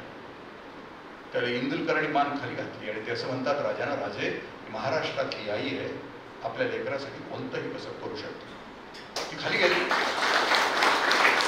इंदुलकरांना राग आला. इंदुलकर त्याच क्षणाला एकटे गेले की ज्या हिरकणी बुरुजावरून हिरकणी खाली गेली होती तो बुरुज दिवसभर इंदुलकरांनी कापून टाकला. आजही तुम्ही गेला तर तो हिरकणी बुरुज कापून टाकलेला, एकट्याने कापून टाकलेला. त्याच्यासाठी शाखा अभियंता, डेप्युटी इंजिनियर त्याच्यामध्ये त्यांनी घेतलं नाही, तो कापून टाकला. आणि पुन्हा दुसऱ्या दिवशी दरबारामध्ये येऊन इंदुलकर असं म्हणतायत की महाराज आता पुन्हा हिरकणी नाही जाऊ शकणार, देर है मगर दुरुस्त है. आणि ज्या वेळेला राज्याभिषेक सुरू झाला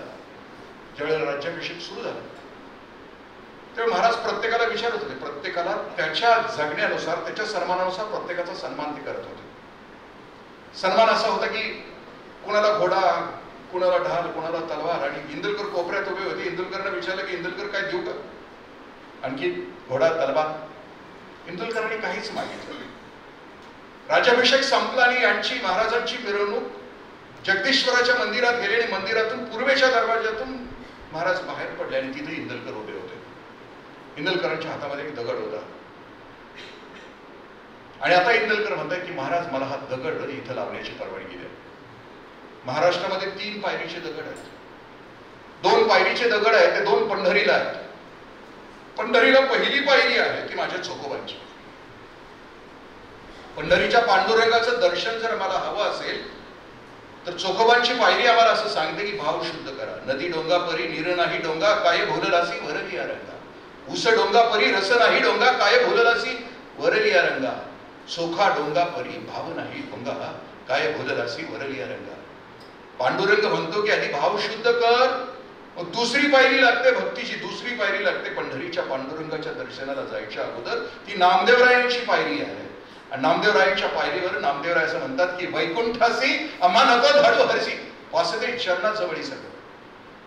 हे भगवंता नको पाठवू तू वैकुंठाला, मला नको आहे तुझा वैकुंठ, देख तुझा स्वर्ग नको आहे मला.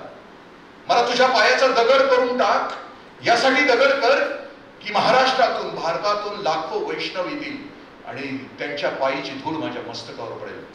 दुसरा भक्तीची पायरी आहे ती पंढरीला. आणि तिसरी पायरी आहे ती सेवेची पायरी आहे. त्या पायरीवर हिरोशी इंदुलकर महाराजांना असं म्हणतात की इथं लावू.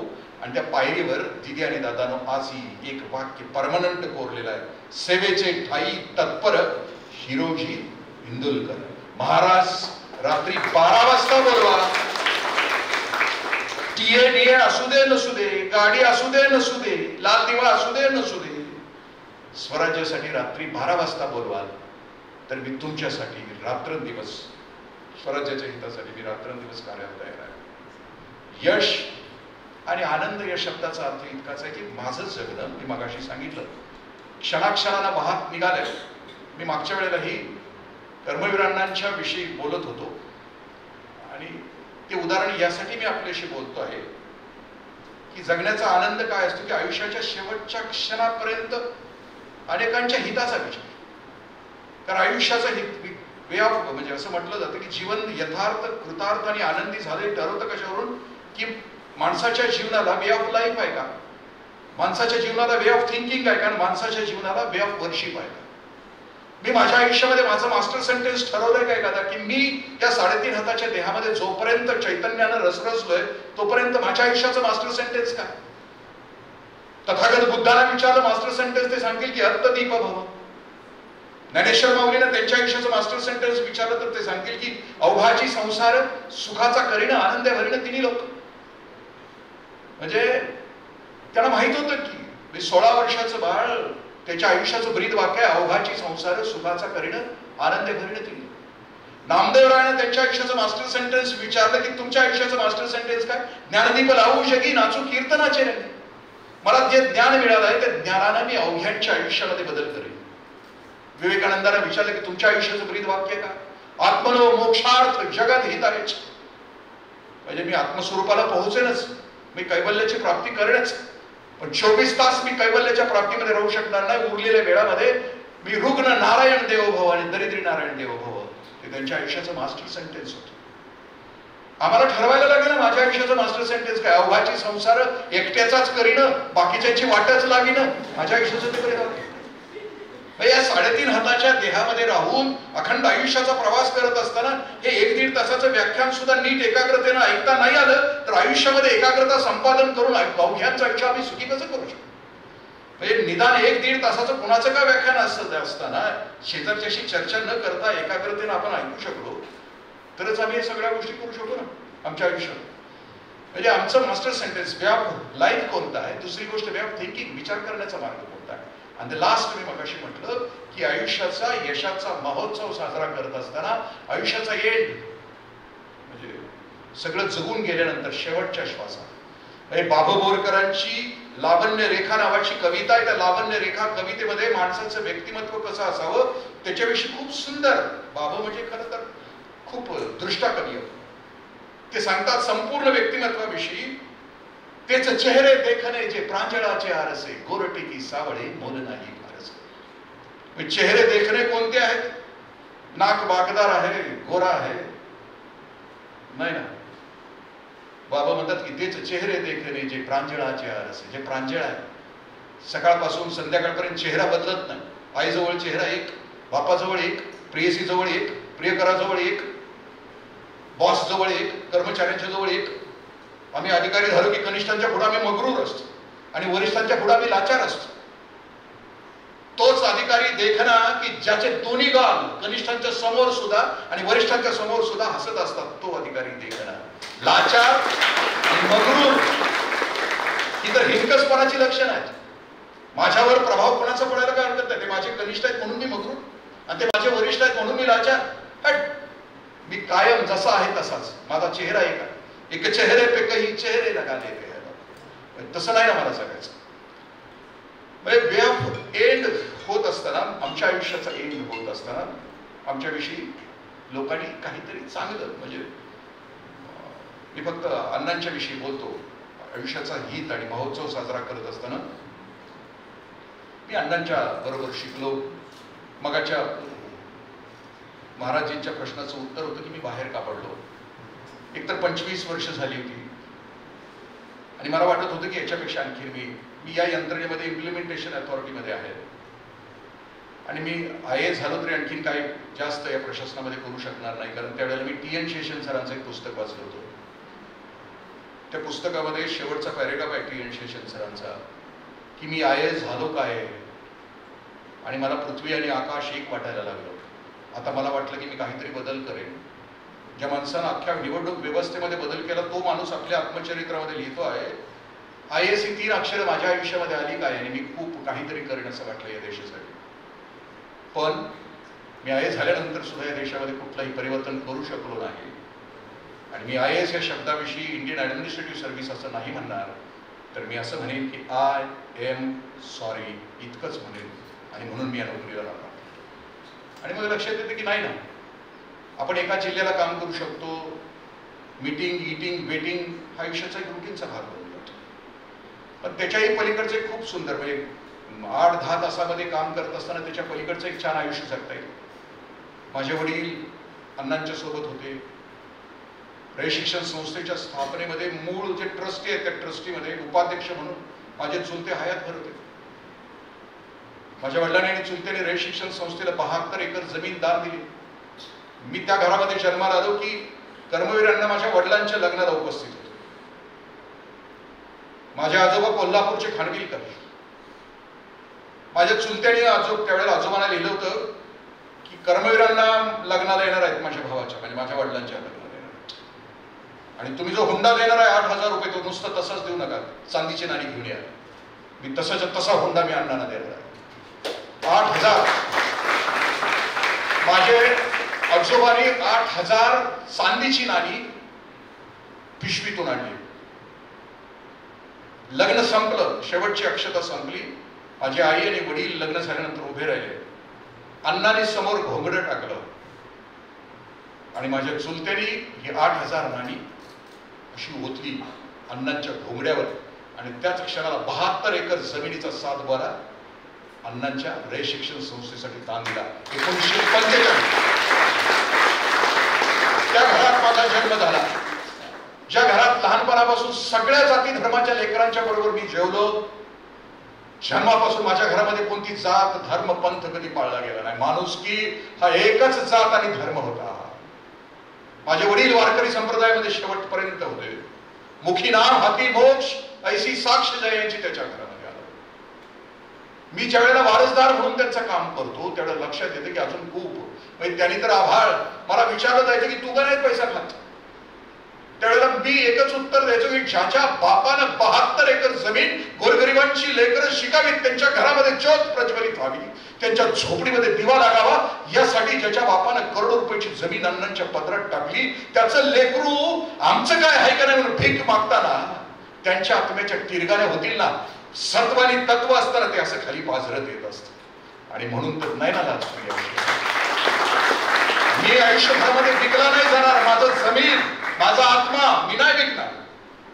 अन्यथा भ्रष्टाचार करणं म्हणजे आत्मा आणि जमीन विकणं, या देशाशी गद्दारी करणं, या देशाशी पाप करणं.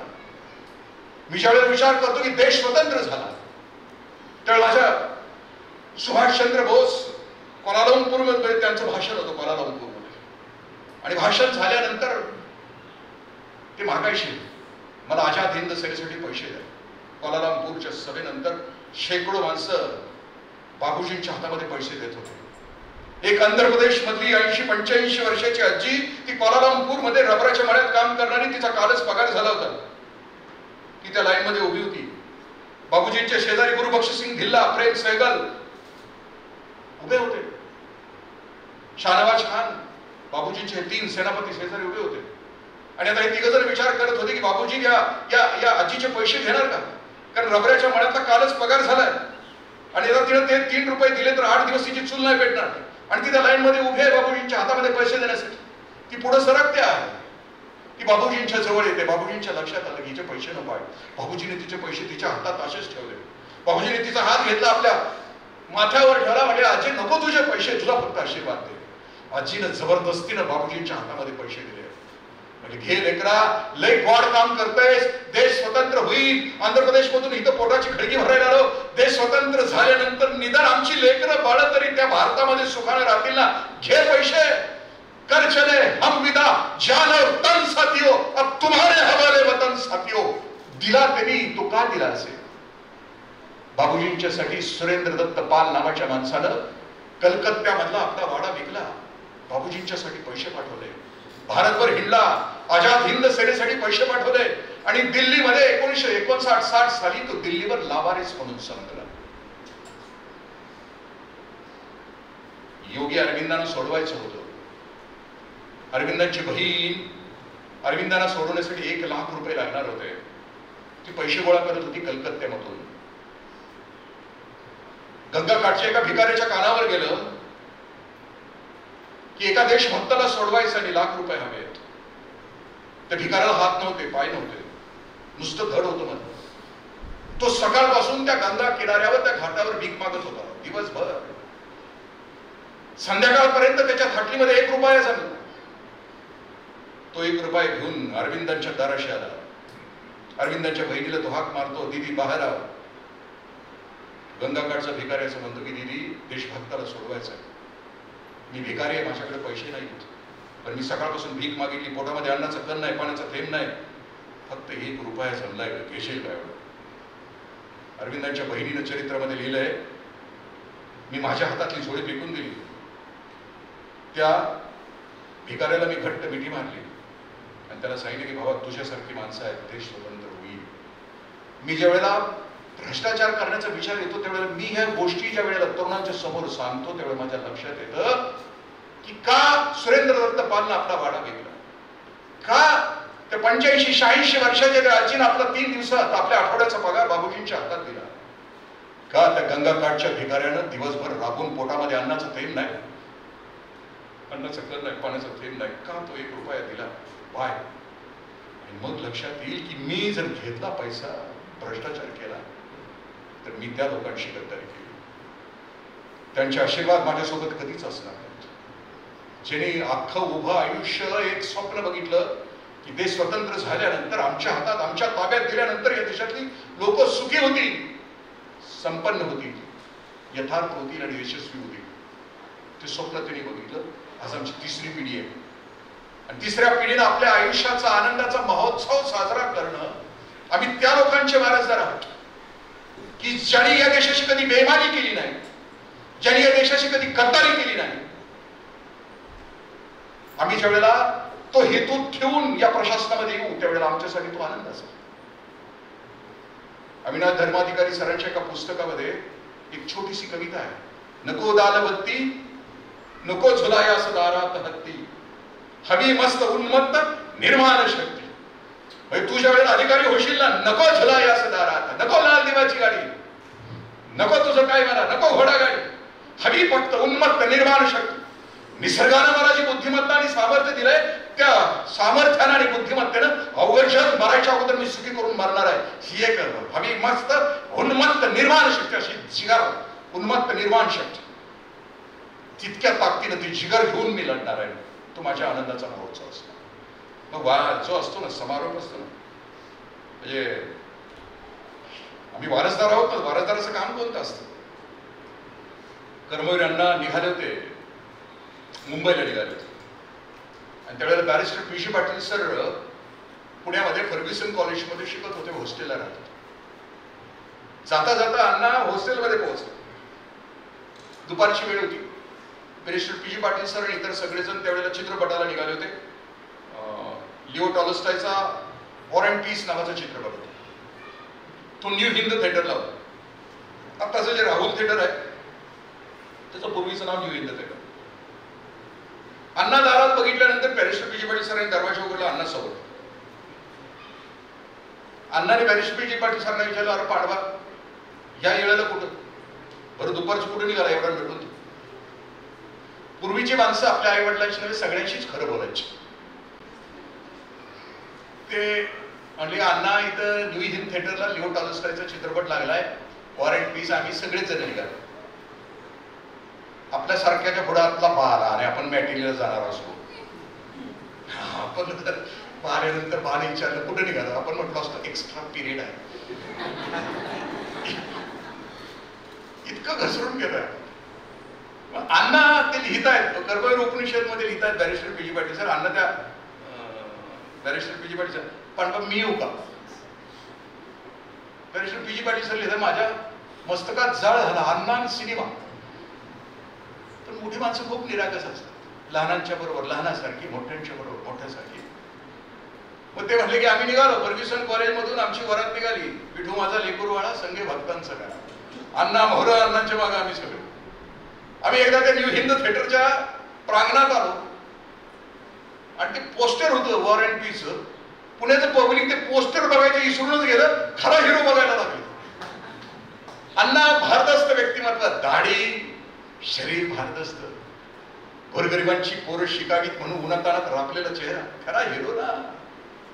खरा त्याला काय मेकअप करून हिरो करायला लागते का? अण्णांच्याकडे पब्लिक बघायला लागला. अण्णा आत गेल्यानंतर, थिएटर मध्ये गेल्यानंतर अण्णांच्या लक्षात आलं की मागच्या माणसाला दिसत नाही, अण्णांचं शरीरच 70 mm होतं ना.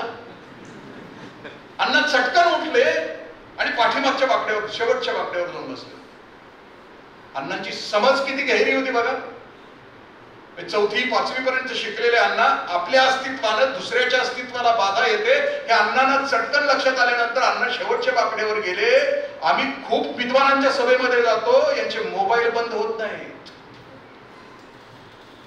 म्हणजे कित्येक जण विनम्रपणे सभा चालू असताना खाली बसली. विनम्रता. अरे भाषण ऐकायला आलं तर ताटमानेनं ऐकलं पाहिजे ना. त्या मोबाईलवर हे कुणाला करत असतंय मेसेज, कुणाच ठाऊक. मनू 1, मनू 2, पिलू 1, पिलू 2. अरे कुठलं पिलू, कुठलं 2? अरे कुत्र्याच्या पिलाला कित्र म्हणते. अरे येडाय का तू? पिलाच्या नाकाला लागलं तर ही अशी नाही तेजस्वी सूर्य जन्माला, असं सूर्य नाही होता येत. तुमचं असलं तर असू दे रे बाळा, ते नंतर सांगा की होतं म्हणून. कारण यशामधला, तरुणाईमधले सगळ्यात मोठा अडथळा कोणता आहे तो आहे ना, जो त्याला पार करे. पण प्रेम हे जर प्रेरणादायी असेल, म्हणजे तू आहे झाल्याशिवाय मी तुला भेटणार नाही. मी एक जोडपं सांगेन प्रशासनाचं, म्हणजे एका मोठ्या माणसाचं नाव सांगेन. MBBS ला एकाच वर्गाला, MBBS संपल्यानंतर दोघांनी एकमेकाला शपथ घातली की तू MD झाल्याशिवाय मी भेटणार नाही आणि तू IAS झाल्याशिवाय भेटणार नाही. 2 वर्ष कोणताही संपर्क नाही. आणि 2 वर्षानंतर बरोबर ते IAS झाले, या इकडे MD झाले आणि मगच भेटले. याला म्हणायचं लव. अट्रॅक्शन अफेक्शन नाही. या वाटेवर जायचं काय अडचण नाही. म्हणजे हे असे अडथळे येत राहतात. म्हणजे मी पुण्याला असताना कोल्हापूरच्या आमच्या एका लेकरानं MPSC करत होता. खरं तर अकाउंट फायनान्स क्लास 2 झाला होता, पण त्यानं त्या दिवशी विष घेतली. आष्ट्याच्या एका दवाखान्यात त्याला ऍडमिट केलं. त्याच्या वडिलांनी मला सकाळी सकाळी फोन केला की हे तुमचं बघा शागिर्द, ह्याला काय झालंय. मग फोन घेतल्यानंतर ते माझ्याशी बोलायला लागले. तो एन्व्हायरमेंट इंजिनियर, कोल्हापूरमध्ये राहिलेला, MPSCचा पहिला क्रॅक केलेला, क्लास 2 झालेला.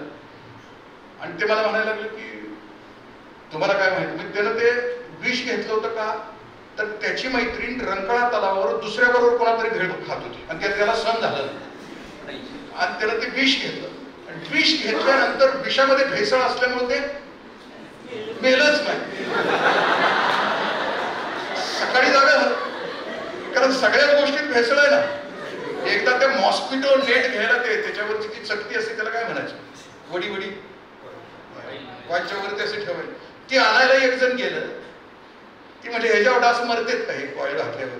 तो दुकानदार म्हटला की हल्ली डासांची मीटिंग ह्याच्यावर बसते आणि त्या मीटिंगचा विषय असतो की माणूस नावाच्या विषारी प्राण्याला चावायचं किंवा कसं आहे, त्यामुळे होतंय ना. ते जागा झाल्यानंतर त्यानं मला फोन केला.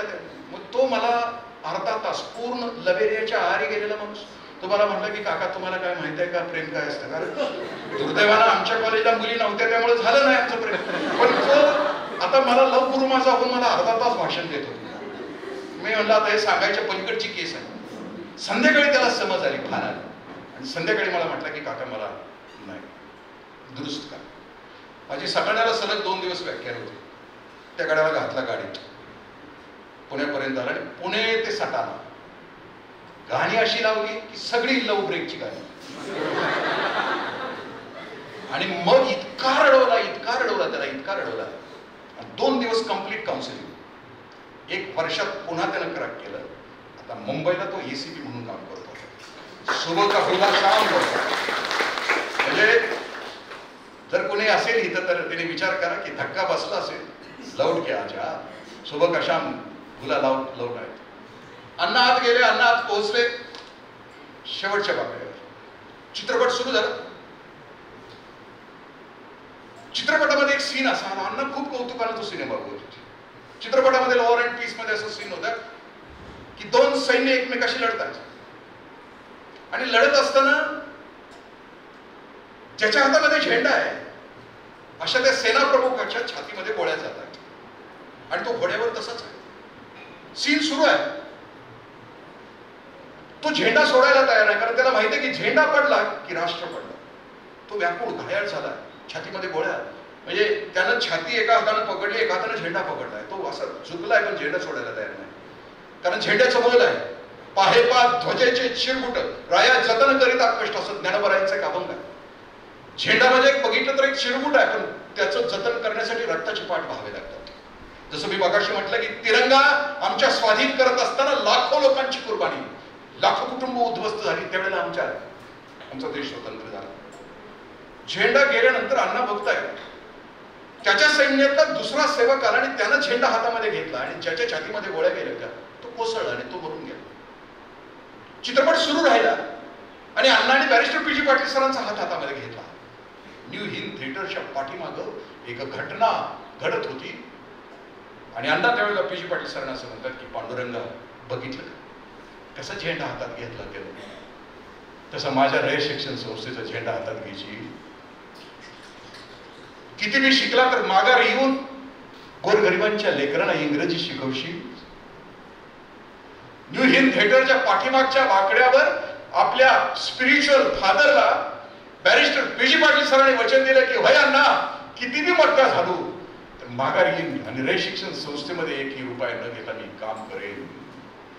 बॅरिस्टर होऊन barrister P G Patil sir परत आले.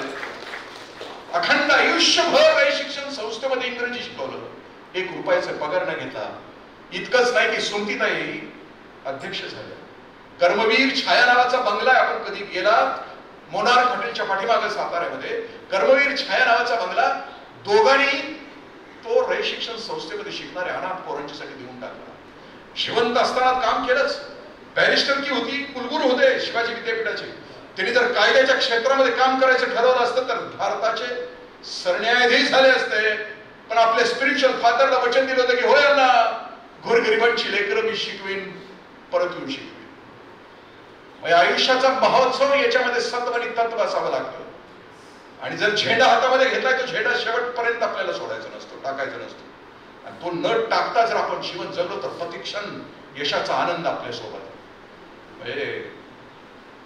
तेच चेहरे देखणे जे प्रांजळाचे आरसे, गोरटी की साबळे बोल नाही फारसे. तेच हात देखणे ज्याला निर्मितीचे डोहाळे, मंगलाने गंधलेले सुगंधाचे सोहळे.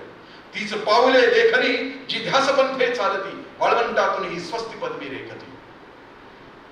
तीच जीवने देखणी जी तृप्तीची तीर्थोदके, चांदणे ज्यातून वाहे शुभ्र पाऱ्यासा. प्रतिक्षण तृप्त असणं, वखवकलेलं नसतं, रखरखलेलं नसतं, बगबगलेलं नसतं. आजूबाजूला अजिबात बघायचं नाही, ह्यानं किती कमावलं त्यानं किती कमावलं, ह्यानं काय गमावलं त्याचं काय गमावलं. आपला झेंडा सरळ असला पाहिजे, समोर टार्गेट चुकता कामा. शेवटचं कडवं खूप सुंदर आहे. देखना देहांत जो सागरी सूर्यस्तसा, अग्नीचा पेरून जातो रात्रगर्भी वारसा.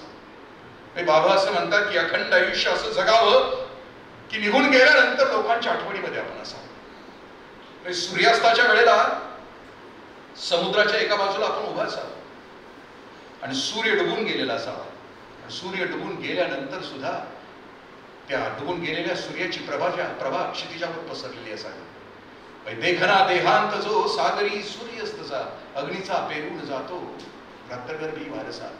तसं पर्दा गिरने के बाद भी तालियां बजती रहे. आमच्या आयुष्याचा तिसरा अंक संपल्यानंतर सुद्धा लोकांच्या टाळ्या आमच्यासाठी वाजल्या गेल्या पाहिजे. पर्दा गिरने के बाद भी तालियां बजती रहे. आयुष्याचा महोत्सव करायचा असेल तर खूप अनमोल आयुष्य, खूप अद्भुत आयुष्य, खूप आश्चर्यचकित आयुष्य.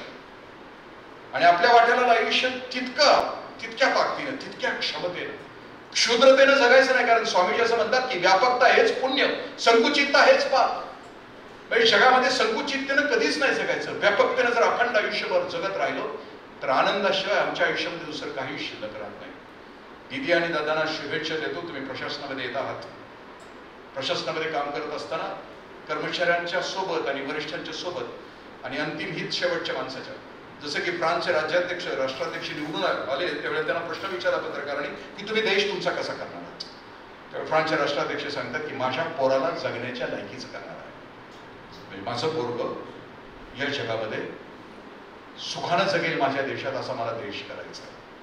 मी माझ्या आईबाबा व्याख्यानाचा शेवट करत असताना मधु कांबीकर आणि यशवंत दत्तच्या गाण्यांचं शेवट करत असतो. तिथे शापित मध्ये त्या गाण्यामध्ये असं म्हणते की तुझ्या माझ्या संसाराला आणि काय दिस जातील ते घर असतं ना, घर कोलनावर. शेवटचा परिषद आहे, त्या परिषदामध्ये शेवटच्या त्या स्टांजामध्ये ते असं म्हणते की यशवंत दत्त बाप आहे ना, ती फिरून आले, त्याला माहित आहे जग वाईट आहे, खूप नकारात्मक आहे, जगाचा नरक केला आहे आम्ही क्षणाक्षणाला. आता जग बघतोय ना आम्ही आमच्या अवतीभोवतीचं. पावला पावलाला फसवणूक, पावला पावलाला बेईमानी, पावला पावलाला दणके, म्हणजे पावला पावलाला घाव आहेत आपल्यावर. म्हणजे बघा ना, एमपीसीच्या परीक्षा वेळेवर होत आहेत, होत नाहीत, झाल्या तरी पुन्हा त्याच्यावर कुणी स्टे आणतंय, पुन्हा 2-2, 3-3 वर्ष यश मिळून सुद्धा पदरात पिढेपर्यंत दान पडतंय की नाही पदरात त्याच्याविषयी धाकधूक. हे का झालं? आमच्या वेळेला असं नव्हतं ना. म्हणजे 87, 91, 92 500-500, 400 PSIच्या पोस्ट असायच्या. एमपीएससीच्या आमच्या 250-300 पोस्ट. बरोबर जाहिरात, बरोबर मे मध्ये आमची प्रिलिम, बरोबर ऑक्टोबर मध्ये मेन्स, बरोबर फेब्रुवारी मध्ये इंटरव्ह्यू संपायच्या आणि बरोबर मे जून मध्ये आम्ही जॉईन व्हायचो. एक सुंदर गोष्ट दरवर्षी घडत होती, आता ती नाही ना. इतकं अनिश्चित झालंय, तर या अनिश्चिततेतून आम्हाला इतकं अद्भुत जग आहे.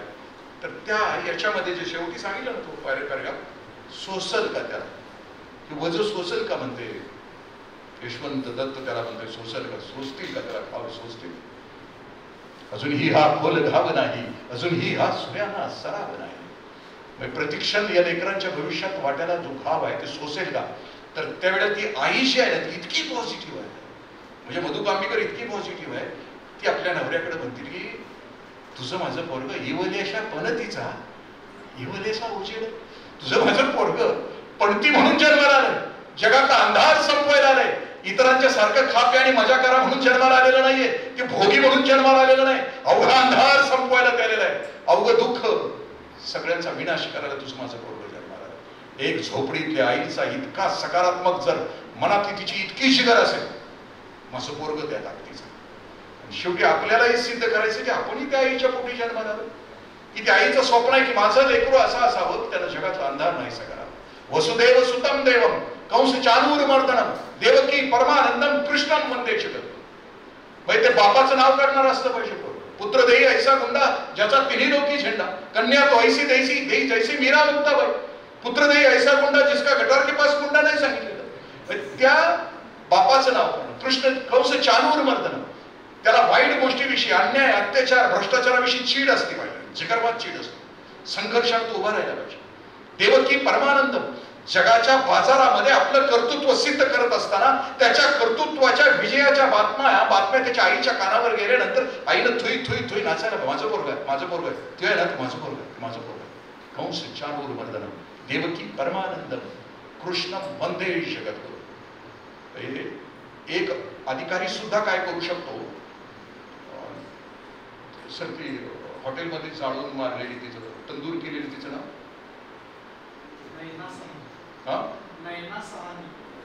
नैना सहानीची केस आहे ना बळ. म्हणजे मगाशी जर नकारात्मक बोललो, तो हवालदार बाहेरून फिरतोय, तो रखवालदार कॉन्स्टेबल आहे,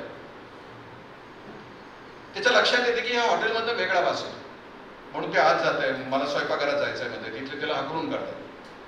दुसऱ्या राऊंडला परत येतात, त्याच्या लक्षात येते की नाही, तो वास वेगळा येतोय,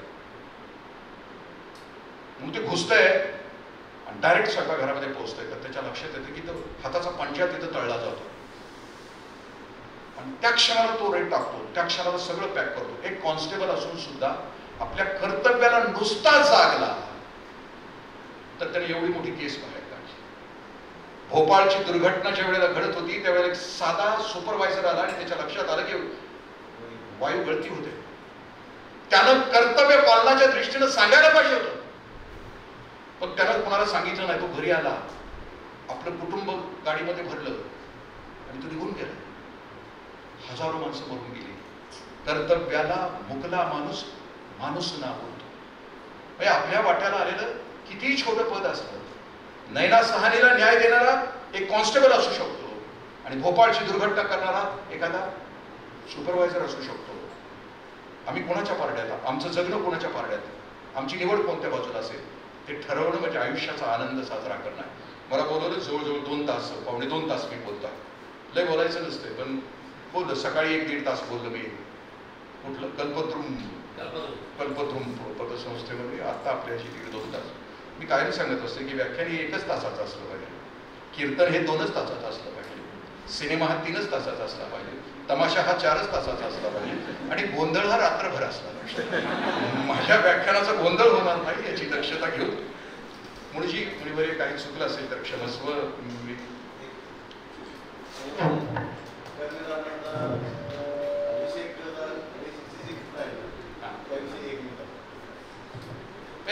अण्णा माझ्या घरी त्याला कर्मवीरांना माझ्या घरी 20 वर्षे यायची त्या भागात आली. माझे चुलते नास्तिक होते, देवावर विश्वास नव्हता, पण माझे वडील आस्तिक होते. अण्णा घरी आले की माझे वडील आणि चुलते अण्णांना आंघोळ घालायचे. अण्णा येणार आहे माहीत असायचं. माझी आजी आदल्या दिवशीच अण्णांना ड्रेस घेऊन कुणाकडनं तरी घेऊन ठेवायची, कारण हे दोघं त्या अण्णांना आंघोळ घालायचे. मग आंघोळ घालताना अण्णा म्हणायचे, अरे भाऊ येडाय का तुम्ही, इथून कशाला मला आंघोळ घालताय. तेव्हा आमचे चुलते अण्णांना म्हणायचे, अण्णा या जगात देव आहे का नाही माहित नाही, पण तुझ्या रूपानं गोरभरी गरिबाच्या झोपडीत दिवा पेटावं म्हणून रात्रंदिवस हिंडणारा चालता बोलता देवच. दगडाच्या देवाला अभिषेक घालून देव प्रसन्न होतो का नाही माहित नाही. दगडाच्या देवाला अभिषेक घातल्यानंतर देव प्रसन्न होतो का नाही माहित नाही, पण तुझ्यासारख्या चालत्या बोलत्या देवाला अभिषेक घालण्याचं पुण्य आम्ही दोघं जरा कमवतो. त्या घरात माझा जन्म झाला, ती पुण्यवान बोलतो. आणि म्हणून मुलीवर काही बोलताना चुकलं असेल तर क्षमस्व, एखादा शब्द कठोर गेला असेल तरी क्षमस्व. म्हणजे माझं बोलणं थोडंसं सातारी भाषेचं मधुकुंजन लकलाभ तुम्हाला बोल रांगडा प्यार मला, ख्रिस्त बुद्ध विश्वाचे साचते तुकयाचा आधार मला. माझ्या वाणीमध्ये जर केला असेल तर क्षमस्व. धन्यवाद.